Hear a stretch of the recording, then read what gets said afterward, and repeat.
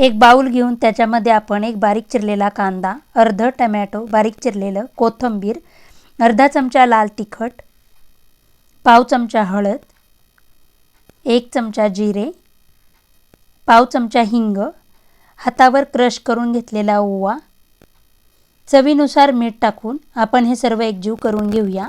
आणि आता त्याच्यामध्ये बेसन पीठ टाकून हे आपण सगळं व्यवस्थित असं मिक्स करून घेणार आहोत. त्यानंतर थोडे थोडे पाणी टाकून आपण त्याचं बॅटर तयार करून घेणार आहोत.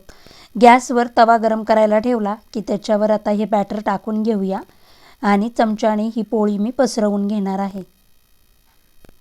कढईत तेल सोडून एक 5 मिनिटं आपण ही पोळी भाजून घेऊया. नंतर उलटण्याने त्याच्या कडा मोकळ्या करून पलटी मारून घेऊया. कढईने पण पुन्हा तेल सोडायचं. खरपूस अशी आपली बेसन पिठाची पोळी तयार झाली आहे.